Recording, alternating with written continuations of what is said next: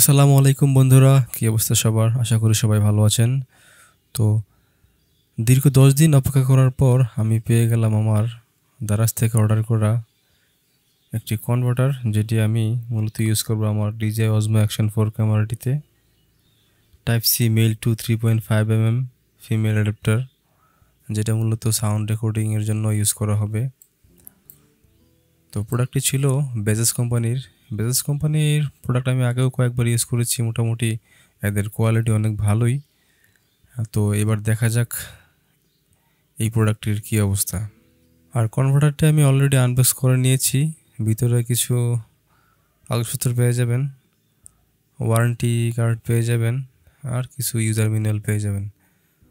তো যাই হোক, এখন আমি এটি ক্যামেরাতে প্লাগ করে নেব ক্যামেরার এবং চেক করে দেখব সব কিছু ঠিকঠাক আছে কিনা, প্রপারলি অডিও রেকর্ড করা যায় কিনা এই কনভার্টারটি দিয়ে। তো ক্যামেরাটি অন করে নিলাম,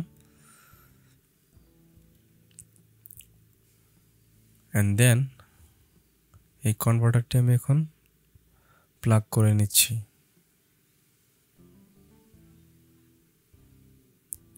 তো ক্যামেরাটি প্লাগ করার সাথে সাথে কিন্তু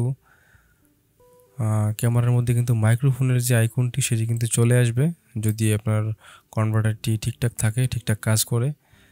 অ্যান্ড দেন তারপরে আপনার যেই 3.5 mm ফিমেল যেই পোর্টটি, সেখানে আমি আপাতত আমার যেই হেডফোন আছে, নর্মাল একটা হেডফোন আছে, ওইটা দিয়ে আমি প্লাগ করে একটা সাউন্ড ক্লিপ রেকর্ড করব। তো হেডফোনটি প্লাগ করার পর কিন্তু এই যে মাইক্রোফোন আইকনটি কিন্তু আপ ডাউন করতেছে, যেটা দিয়ে আসলে ইন্ডিকেট করে যে সাউন্ড পাচ্ছে বা সাউন্ড এটা কেস করতেছে। তো এখন আমি একটা অডিও ক্লিপ রেকর্ড করে দেন দেখব সাউন্ড প্রপারলি রেকর্ড হচ্ছে কিনা।